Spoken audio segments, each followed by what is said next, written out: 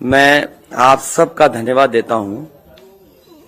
अचानक आपको बुलाना पड़ गया और ये जानकारी हमारे लोगों को भी नहीं थी कि इस तरह की बात होगी। हालांकि ये सूचना मिल रही थी कि लखनऊ से जो मुख्यमंत्री उनके सबसे बड़े अधिकारी हैं और प्रमुख सचिव का जगह जगह फोन जा रहा है कि जहां भारतीय जनता पार्टी हारे वहां पर काउंटिंग स्लो करिए। मुख्यमंत्री के प्रमुख सचिव डीएम्स को फोन कर रहे हैं कि जहां बीजेपी हारे वहां पर काउंटिंग स्लो होनी चाहिए। और यही नहीं, अगर हम पिछला चुनाव देखें तो जो भारतीय जनता पार्टी की हार हुई है 47 सीटें ऐसी हैं जो 5000 के अंदर कम वोट में हुई हैं।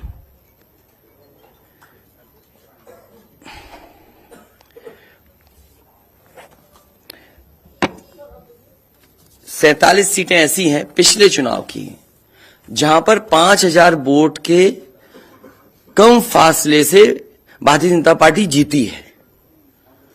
और जो आज देखने को मिला है बनारस में कि जहां ईवीएम्स ले जाई जा रही थी, एक ट्रक पकड़ा गया, 2 ट्रक लेकर के भाग गए। अगर सरकार चोरी नहीं कर रही थी, ये वोट की चोरी जो नहीं कर रही थी, तो कम से कम बताए कि एक गाड़ी रोक ली, पकड़ी गई, लाइव है, अभी भी हम लाइव देख सकते हैं। 2 गाड़ियां क्यों भागी? अगर कोई चोरी नहीं थी, प्रशासन ने, सिक्योरिटी ने इतना इंतजाम क्यों नहीं किया? इतनी फोर्स है, अभी इलेक्शन की फोर्स गई नहीं है यूपी से, तो आखिरकार अधिकारी क्यों नहीं कर रहे थे? क्या वजह है कि बिना सिक्योरिटी, बिना इतने इंतजाम के ईवीएम्स जा रही हैं? और ईवीएम्स के बारे में ये मानना है कि किसी भी वेयर हाउस में रखी हो या किसी भी स्ट्रांग रूम में रखी हो, तो बिना प्रत्याशी के जानकारी के आप मूव नहीं कर सकते हैं। अगर आपको ईवीएम्स को मूव करना है तो कम से कम जो प्रत्याशी चुनाव लड़ रहे हैं उनकी जानकारी में होना चाहिए। और सोचिए, मुख्यमंत्री आवास से प्रमुख सचिव, मुख्यमंत्री जगह जगह फोन कर रहे हो और डीएम्स को बता रहे हो। ये घबरा गए उसी दिन जिस दिन अखबारों में कुछ जगह आया कि कहीं पार्क की सफाई हो रही है, कहीं घर की सफाई हो रही है। और आप में से वो लोग हैं जो जमीन पर घूमे, जो जमीन पर चुनाव चल रहा है, वो भारतीय जनता पार्टी के खिलाफ था, जनता के अंदर नाराजगी थी। ये जो कल एग्जिट पोल आए हैं, मैं एग्जिट पोल पर बोलना नहीं चाहता था, लेकिन जो एग्जिट पोल आए हैं वो कहीं ना कहीं परसेप्शन ये क्रिएट करना चाहते हैं कि हां भारतीय जनता पार्टी जीत रही है, जिससे वो चोरी भी करें अगर, वो भी ना पता लगे कि हां चोरी हुई है। इसीलिए अगर हमने वोट दिया है, तो मैं अपने नौजवानों से, किसानों से और आम लोगों को कहूंगा कि उतनी हमारी जिम्मेदारी बनती है कि वोट को हम बचाएं। अगर वोट नहीं गिना जाएगा तो लोकतंत्र कहां जाएगा? और ये लोकतंत्र की आखिरी लड़ाई है। मैंने कई बार कहा कि उत्तर प्रदेश का चुनाव लोकतंत्र की आखिरी लड़ाई है। इसके बाद तो जनता को क्रांति करनी पड़ेगी, तभी बदलाव आएगा। इसलिए मैं अपने पार्टी के लोगों से और जो सच्चे ईमानदार, सच्चे सिपाही हों, सच्चे अधिकारी हों, सच्चे पत्रकार हों, कम से कम आगे आए और लोकतंत्र को बचाने के लिए खड़ा हों। और मैं अपनी पार्टी के लोगों से कहूंगा कि जब तक काउंटिंग न हो जाए तब तक कम से कम ये नजर रखें और लगातार निगरानी रखें कि कैसे वोट बचाया जा सकता है, कैसे जहां पर मशीनें रखी हैं कोई किसी का आना जाना ना हो। ये लोकतंत्र के लिए बहुत ही खतरे का समय है। जो दल हार गया, अब उसके बस में यही है जो अब करने जा रहे हैं। ये जितने कुछ एग्जिट पोल हुए हैं वो इसीलिए हुए हैं कि अगर वो चोरी भी करें तो शायद नजर ना आए। अब ईवीएम्स पकड़ी गई हैं, बहाना कोई ना कोई अधिकारी बताएंगे कि हम ईवीएम्स इसलिए ले जा रहे थे। आखिरकार फोर्स के साथ क्यों नहीं ईवीएम्स जा रही थी? ये तो ईवीएम की एक बनारस की जो अभी भी लाइव चल रहा है वो घटना है। बरेली में एक स्ट्रांग रूम से बाहर नगर पालिका की कचड़े की गाड़ी में, जिसका नंबर UP25DT9166 में 3 बक्से सील पकड़े गए, जो सील बक्से थे। एक बक्से में सादा बैलेट पेपर था तथा 2 बक्से में मोहरें, रजिस्टर तथा सील करने वाला सामान था। करीबन 500 बैलेट पेपर पकड़े गए। इसी तरह सोनभद्र का है कि सोनभद्र में भी बड़े पैमाने पे चीजें पकड़ी गई। वो भी लोग समझ में आ गया तो उन्होंने देखा, एसडीएम को रोका। एसडीएम घोरावल जनपद सोनभद्र में खाली मत पर अपनी गाड़ी से पॉलिटेक्निक कॉलेज ले जाते हुए पकड़े गए। क्या सफाई देगी सरकार? इसीलिए मैंने कहा प्रमुख सचिव मुख्यमंत्री आप जानकारी कर लें। अगर आपके डीएम्स कोई जानकार हैं, उन्होंने खुद बताया है कि वहां से लखनऊ से फोन आ रहे हैं कि जहां पर भारतीय जनता पार्टी हार रही हो वहां पर काउंटिंग स्लो हो और रात तक काउंटिंग लेकर के जाइए।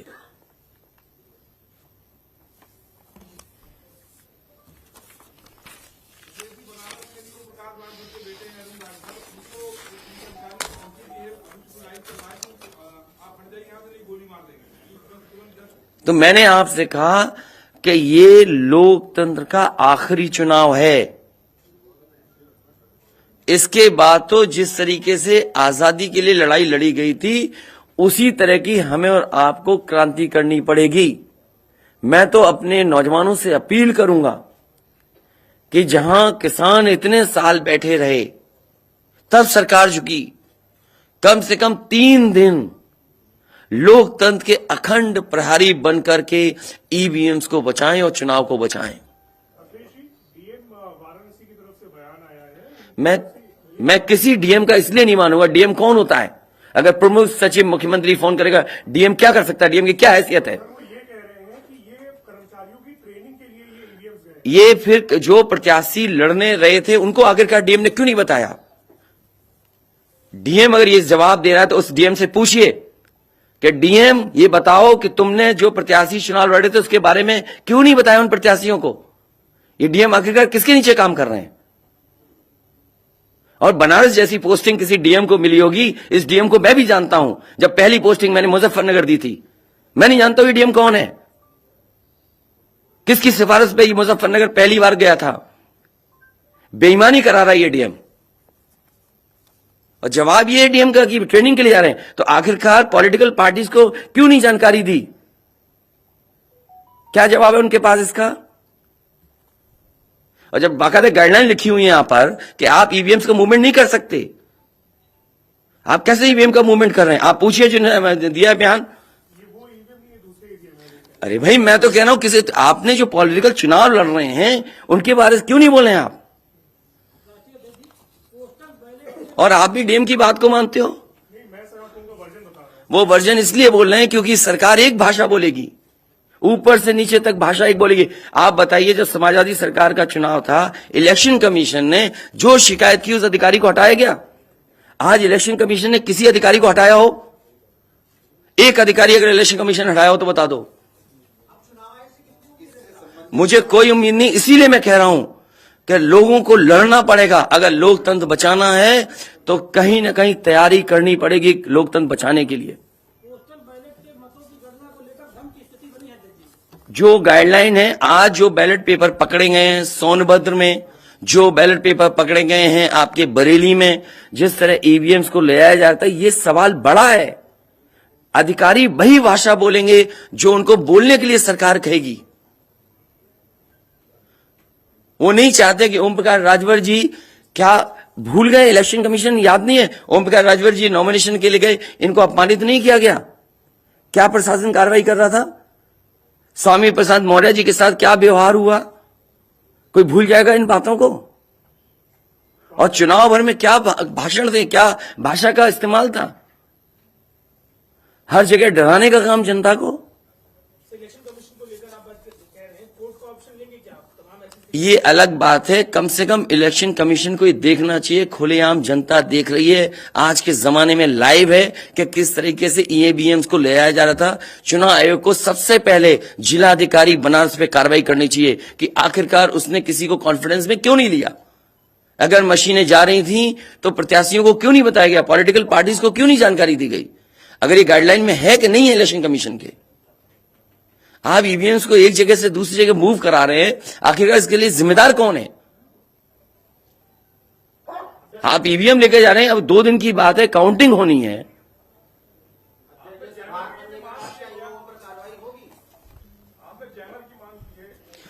जैमर इसलिए कि कई लोग आशंका इस बात की व्यक्त कर रहे हैं कि हो सकता है कि टेक्नोलॉजी ऐसी हो जहां पर मैनिपुलेशन किया जा सके, इसलिए कहीं ना कहीं देखा जाना चाहिए इस बिंदु को भी। भारतीय जनता पार्टी के नेता लगातार कह रहे हैं कि ओम प्रकाश राजभर हो, स्वामी प्रसाद मौर्य हो, संजय चौहान हो, या जो ये कहें कि आपके साथ जो लोग आपके चुनाव में आपके साथ आए, आपके साथ चुनाव लड़े, उनको चुनाव नहीं जीतने देंगे, उनको चुनाव किसी भी कीमत पर हम हराएंगे। तो यही तो तरीका है, जो लड़ रहे हैं उनके बेटे ही तो लड़ रहे हैं चुनाव, जहां की ईवीएम्स पकड़ी गई हैं। और भविष्यवाणी एग्जिट पोल में कैसे आ सकती है? पॉलिटिकल लीडर्स जो बातें कहें, सत्ता के लोग बैठे हुए, वो एग्जिट पोल में कैसे दिखाई दे रहा है? प्रशासन और सरकार की जो चोरी है इसमें एग्जिट पोल के टेलीविजन चैनल शामिल है। आपको ये देखना चाहिए, जो एग्जिट पोल कर रहे हैं क्या मुनाफे के लिए कर रहे थे? जो कंपनियां बड़ी बड़ी, सर्वे का पैसा कौन दे रहा है उनको? और जो डेटा दिया है चैनलों को, फ्री दिया गया है कि उपहार में दिया गया है, वो अलग बिंदु है। कोई इतनी बड़ी एक्सरसाइज कर रहा है, उसका फाइनेंशियल बर्डन कौन उठा रहा है?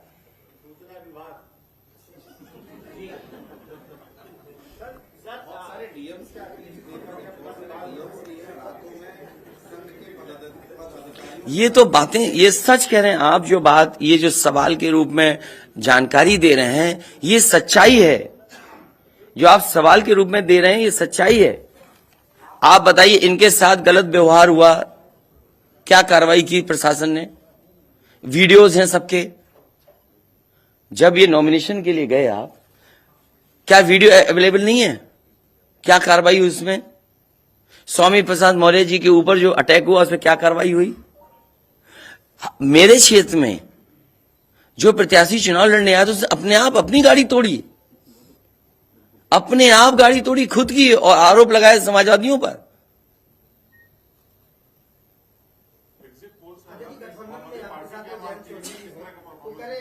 क्या करेंगे जब वोट को लेंगे? आगे वो कह रहे हैं शांतिपूर्ण मतगणना के लिए उन्होंने अपील की है। नहीं, शांतिपूर्ण मतगणना के लिए तो हम भी अपील कर रहे हैं, लेकिन सावधान रहें। अगर वोट दिया है तो वोट को बचाए भी तो सही। अगर ईवीएम्स खुली सड़क पे इस तरह जाएंगी, आप क्या उम्मीद करोगे? आपके बैलेट पेपर पकड़े जा रहे हैं। आपके लखनऊ में ही एक गाड़ी पकड़ी गई थी, उसके अंदर क्या क्या था?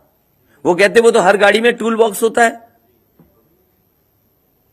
तो टूल बॉक्स में इतना बड़ा हथौड़ा थोड़ी होता है कि आप ताला तोड़ दो। आगे जब कहना है कि अगर वोट दिया है तो वोट बचाएं। वोट बचाने के लिए कहीं ना कहीं हमें एक अखंड प्रहरी की तरह काम करना पड़ेगा।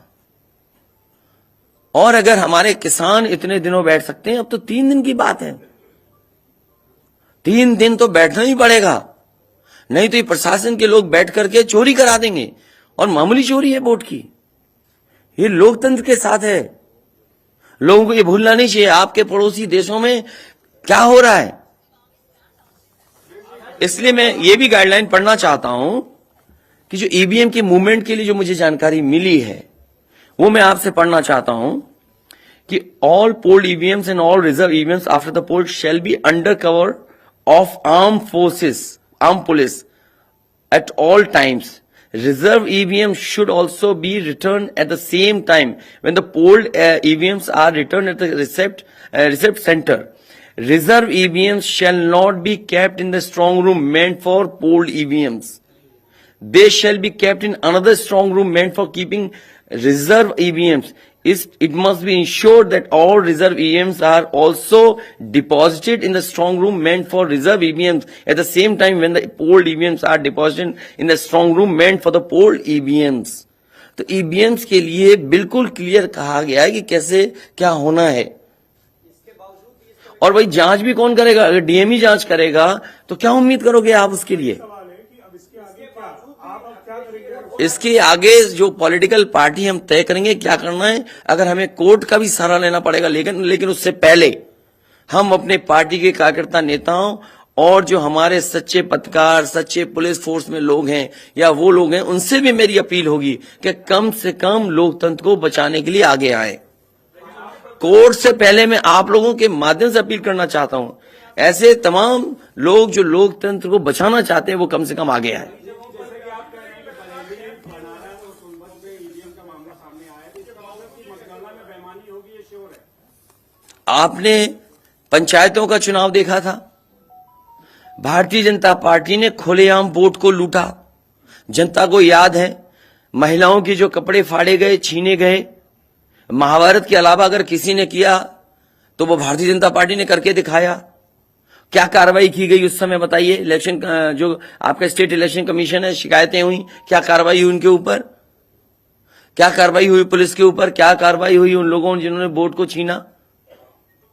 इसलिए मैं अपील करता हूं आपके माध्यम से, जो सच्चे पत्रकार हैं, सच्चे अधिकारी, पुलिस फोर्स, लोकतंत्र को बचाने के लोग सामने आए, जिससे लोकतंत्र बचाया जा सके। माननीय मुख्यमंत्री जी, ये जो घटनाएं हो रही हैं, हताशा और निराशा आपकी जो है वो पराकाष्ठा है। क्या ऐसा कुछ होगा? क्या समाजवादी मैं नौजवानों से विशेष अपील करूंगा, और इसलिए अपील करूंगा, मैंने वो तस्वीरें देखी कि नौजवान वोट डालने के लिए लोकतंत्र में कैसे निकल पड़ा। अगर उसने वोट डाला है तो कम से कम वो वोट बचाए। अपना कैसे वोट बचाएगा? गिनने से कैसे गिनती में लाएगा? और ये कोई ये मामूली घटना नहीं है। जो लोग लोकतंत्र पर भरोसा करते हैं उनके अंदर आक्रोश होगा, ऐसा नहीं है कि गुस्सा नहीं होगा उनके अंदर। इसीलिए मैंने कहा कि 5,000 के अंतर में सीटें जो जीती गई थी भारतीय जनता पार्टी की, वो 47 हैं। और मैंने इसीलिए कहा कि प्रमुख सचिव मुख्यमंत्री जिलाधिकारियों को फोन कर रहे हैं कि काउंटिंग स्लो की जाए, और बैलेट के लिए हम लोगों ने अपने प्रत्याशियों को और जो एजेंट्स हैं हमारे इलेक्शन एजेंट्स, उनको समझाया है कि बैलेट को किस तरीके से काउंट करना है, कैसे रखे जाएं, उन सब को समझाने का काम किया है। और आप में से जो लोग बनारस गए होंगे वो जानते होंगे कि बनारस साउथ समाजवादी पार्टी जीत रही है, अयोध्या समाजवादी पार्टी जीत रही है। ये घबराहट है बीजेपी को। पवन पांडे जीत रहा है, ये घबराहट है। किशन दीक्षित जीत रहा है, ये घबराहट है बीजेपी को। नहीं, वो अलग बात है, पान भी खाया। और भाषा नहीं देखी आपने? क्या प्रवक्ता की बात करते? कौन है ये चीज प्रवक्ता? कोई प्रवक्ता की बात नहीं करेंगे। क्या प्रवक्ता उठा लाए आप किसी गली मोहल्ले से? क्या प्रवक्ताओं की बात करते हैं आप? इतने सीनियर जर्नलिस्ट बनते हो आप अपने आप को। ये मामला सीरियस है, क्या प्रवक्ता बताएगा? इलेक्शन कमीशन क्यों नहीं बता रहा? ये खुलेआम ईवीएम्स घूम रही हैं। कोई आश्वासन नहीं दिया। हो सकता है हमारी प्रेस के शायद कुछ जागे। ये यूपी के हैं सब, और कहां के इलेक्शन कमीशन के लोग? अधिनियम में रिटर्निंग ऑफिसर कवर्ड नहीं, जवाबदेही। Returning officer? जनप्रतिनिधि अधिनियम में रिटर्निंग ऑफिसर की जवाबदेही तय नहीं। तो बेईमानी जब कराता है तो उसका कोई केस नहीं हो सकता, किसके नहीं। अब ये तो हमें भी जानना पड़ेगा कि क्या करें। इसीलिए मैंने कहा कि हम तैयारी से रहिए। ऐसे तो किसी पे कार्रवाई नहीं कर सकते। हाँ, जिम्मेदारी तो अच्छा इलेक्शन कमीशन की जिम्मेदारी है कि निष्पक्ष चुनाव। इतना बड़ा कमीशन, हम क्यों कह रहे हैं कि इलेक्शन कमीशन की जिम्मेदारी है? क्यों उसको इंडिपेंडेंट बनाई गई ये बॉडी? ये सब जो आपके माध्यम से हो रहा है वो सब लाइव है।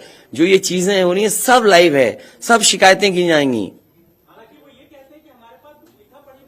सब देंगे। अभी तो अभी कहो तो अभी लाइव दिखा दें। जब आपको बुलाया है, मैंने तकलीफ दी आपको, इसके बाद हम लोग अपना लिखेंगे।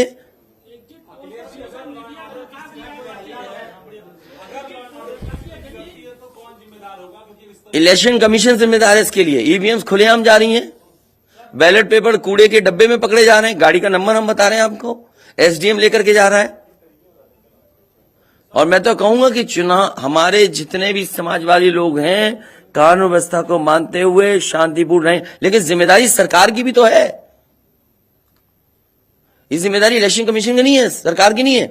आप अगर पूरी सुरक्षा के साथ उन ईवीएम्स को ले जाते, जो प्रत्याशी चुनाव लड़ रहे हैं उनकी जानकारी में लेकर के जाते हैं, तो किसको आपत्ति थी? ये तो पकड़ी गई हैं। अगर चोरी पकड़ी गई है तो चोरी पकड़ी को आप कानून व्यवस्था की बात करोगे आप? तो नहीं सुनी जाएगी तो समाजवादी पार्टी हर रास्ते को अपनाएगी जहां पर लोकतंत्र को बचाया जा सके। वो जरूरी है। जहां जहां चुनाव हुए हैं, बंगाल में, तमिलनाडु में या किसी भी प्रदेश में, प्रत्याशी और उनके लोगों ने जगह जगह बैठ करके दिन रात पहरा दिया है। अखिलेश जी, निष्पक्ष तरीके से अगर चुनाव होता है तो समाजवादी पार्टी कितनी सीटें आने की उम्मीद है? मैं अभी भी कह रहा हूं, टारगेट हमारा फिक्स था। हमारा गठबंधन 300 के करीब पहुंच जाएगा। 5 साल से आपकी सरकार रही है, 75 जिले हैं सर, उसमें ऐसा कोई आईएएस अधिकारी या कोई अधिकारी हो सर जो यहाँ से शासन से फोन किए जा रहे थे, जैसा आप कह रहे हैं? मुझे तो अधिकारी नहीं बताया ना। कोई अधिकारी का सर नाम लीजिए सर, ऐसे मतलब जो लोग नहीं, मैंने नाम लिया प्रमुख सचिव मुख्यमंत्री का, जिससे मुझे जानकारी मिली। उसका नाम कोई नहीं बता सकता। हाँ, मुझे इलेक्शन कमीशन अगर कहेगा तो मैं नाम बताऊंगा। अरे हम सरकार चलाएंगे, हमें हमारे इतने भी अधिकारी नहीं होंगे। क्यों नाम बताएं चाहने वालों का? अरे तुम में चाहने वाले बैठे, किसी का नाम ले लूंगा मैं? तुम्हारे ही लोग अलग से मुझे मैसेज करते हैं, नाम ले दूं? अब तुम नहीं, वो हमारे दुश्मन हो तो हम क्या करें तुम्हारा? अरे बहुत सारे हैं जो हमें पर्सनल मैसेज भेजते हैं, तो क्यों नाम उनके ले दूं मैं? क्या चीज? अरे नए हो पत्रकार यार, बहुत सीनियर नहीं हो तुम। अपना परिचय दे दो, सब जान जाए आपको। जाने कौन सा एनबी है।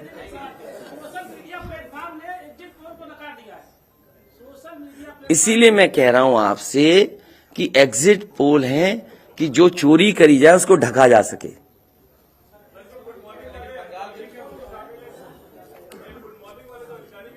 नहीं, अगर ओम प्रकाश राजभर जी से पूछना चाहो तो उनसे ही पूछ लो, केवल ईवीएम पर, क्योंकि इनकी विधानसभा का मामला है, इनकी विधानसभा का इशू है। देखिए, जैसा कि अभी हमारे एक साथी ने कहा कि माननीय अखिलेश यादव जी के साथ जो लोग हैं, चाहे संजय चौहान जी हों, चाहे ओम प्रकाश राजभर हों, चाहे स्वामी प्रसाद मौर्य हों, हम उनको जीतने नहीं देंगे। आप ही की तरफ से आया ना बात? आप ही नहीं, ये पूरे प्रदेश में गूंज रही है बात। और भारतीय जनता पार्टी हम लोगों के गठबंधन से घबरा गई है और बनारस जैसे प्रधानमंत्री जी अपनी इज्जत बचाने के लिए गली गली घूमे हैं। ये मैं कह रहा हूं, गली गली घूमे हैं।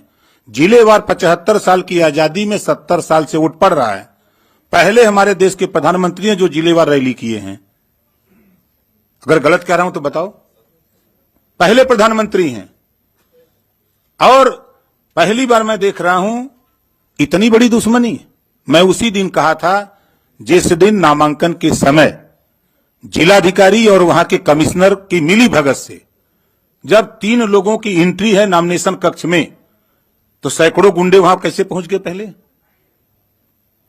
सवाल वहीं खड़ा होता है। उसी दिन मैंने कहा था आप लोगों के सामने पेश करके लखनऊ कि डीएम बनारस और कमिश्नर के होते हुए निष्पक्ष चुनाव नहीं हो सकता। आज खुलासा हो गया।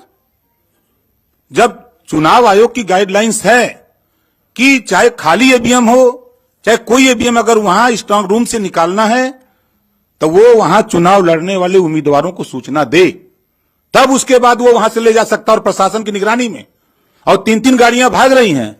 शायद हमारे लोग वहां नहीं होते। 2 गाड़ी तो चली गई, एक गाड़ी जबरी जब खड़ा हो गया किसी तरह जान बचा के तो रोका, तुरंत उसके चारों टायर का हवा निकलवा दिया हमने। निकालो नहीं तो ये भी ढकेल के लेके चले जाएंगे। वही देखिए, दिख रहा है ना इतनी ईवीएम मशीनें कैसे वहां आई। सवाल तो इस बात का है। तो देखिए, वहां के जिलाधिकारी और कमिश्नर जो वहां हैं, इन पे हमारा खुद भरोसा नहीं है। और जाको राखी साइया मार सके न कोई, बाल न बांका कर सके बैरी जग सारा हो। 10 मार्च को 10 बजे देख लीजिएगा। पहले राउंड की जब बैलेट पेपर की गिनती होगी, पहले चक्र की, तो समाजवादी पार्टी गठबंधन का रुझान जो आएगा वो 400 सीटों का आएगा। 400 से भी ज्यादा आ सकता है। आपके सामने 10 को देखिएगा, रुझान जो बैलेट पेपर का आएगा वो 400 से भी ज्यादा आएगा। लेकिन भारतीय जनता पार्टी घबराहट है। वो लगे हैं कि ईवीएम से हेरफेर कर देंगे, तो हम लोग भी वहां लगे हैं ईवीएम ठीक करने में। हम लोग भी घेर ही लिए हैं, नहीं थे तो लेके भागी गए थे। तो इनसे हम लोग डरने वाले नहीं है। हमारे गठबंधन के सभी नेता कार्यकर्ता, हमारे सभी साथी लगे हैं, पूरी किलेबंदी है। जो भारतीय जनता पार्टी की सोच है, ये एक कदम चलते हैं तो हम 10 कदम आगे निकल के चलते हैं। हम इनको 3 साल पहले ही बता दिया कि सत्ता से बेदखल करूंगा। आप लोग भी नहीं मान रहे थे कि मान रहे थे? नहीं मान रहे थे। और आज प्रश्न खड़ा हो गया ना। मैंने कहा 27 अक्टूबर 2021 को कि माननीय अखिलेश यादव जी को मुख्यमंत्री बना के दिखाऊंगा, और 10 मार्च को देखिएगा जब टीवी पे चलेगा आप लोगों की स्क्रीन पर, तब समझ में आ जाएगा सबको। यही हताशा और निराशा है कि ईवीएम जो है ये इधर उधर कर रहे हैं, लेकिन कुछ कर नहीं पाएंगे। हम लोग भी अलर्ट हैं। प्रकाश जी, आपके बेटे अरुण राजभर है, वहाँ बनारस में खड़े हैं, लाइव आ रहे थे, अभी भी चल रहा है लाइव। वो उन्होंने आरोप लगाया कि पुलिस के एक अधिकारी को कह रहे हैं कि अगर इतना बवाल करोगे तो गोली मार देंगे। देखिए, धमकाइयां चमकाइयां न पाइयां तब भाग जाइया ठीक है। ये क्या गोली मारेंगे? वो अपने झंखे दरोगा या सीओ, कोई भी अधिकारी जो ये कह रहा है वो अपने पहले झंखे। वो जिस दिन गोली मारेगा वो कहां रहेगा? धरती पर न रहेगा। ये ओम प्रकाश राजभर हैं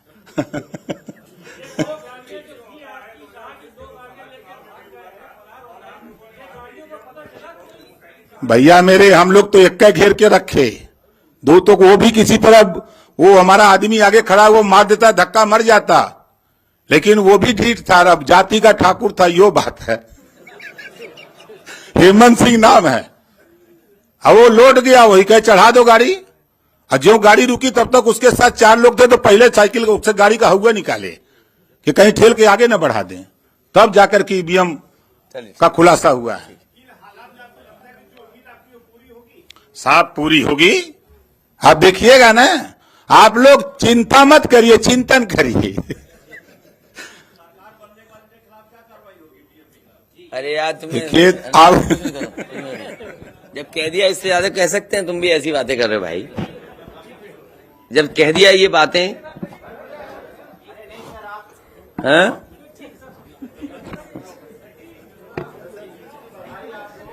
नहीं, अभी मत जीत की बधाई दो। अभी जीत की बधाई हम लेंगे और मिठाई भी बांटेंगे आपको। और देखिए, एग्जिट पोल आ गए, नहीं बीजेपी वाले मिठाई का ऑर्डर नहीं दे पाए हैं? क्या बीजेपी का? नहीं, हम तो खिला ही रहे, कल से ही खिला रहे हम तो। हैं? हम तो कल से खिला रहे मिठाई। और ये लाइव फिर दिखा दो। अभी लाइव चल रहा है ना। बताइए, अगर अभी तक लाइव चल रहा है, पिछले कितना टाइम? आधा घंटा, 45 मिनट हो गया, उससे ज्यादा टाइम हो गया, अभी तक प्रशासन वहां पर अपनी मशीनें लेने नहीं आया। आप सोचिए आप। तो इसका मतलब यह है कि वो डरे हुए हैं कि चोरी कर रहे थे, पकड़ी गई।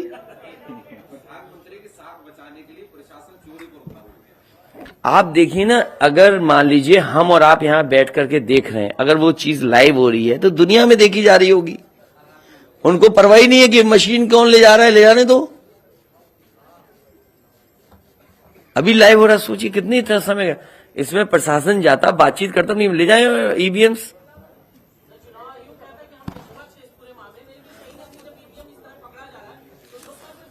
इसीलिए तो मैं कहता हूं, सच्चे पत्रकार भी हमारी मदद करें, सच्चे अधिकारी मदद करें, सच्चे जो लोग हैं, जो अगर आज नहीं तो कल अफसोस होगा।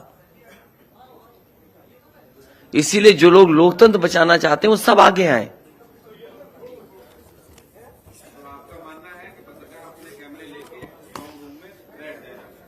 न पत्रकार बैठे, लेकिन कम से कम आवाज तो उठे। चलिए, बहुत धन्यवाद आप सब लोगों का, बहुत धन्यवाद। अभी कोई इंटरव्यू नहीं।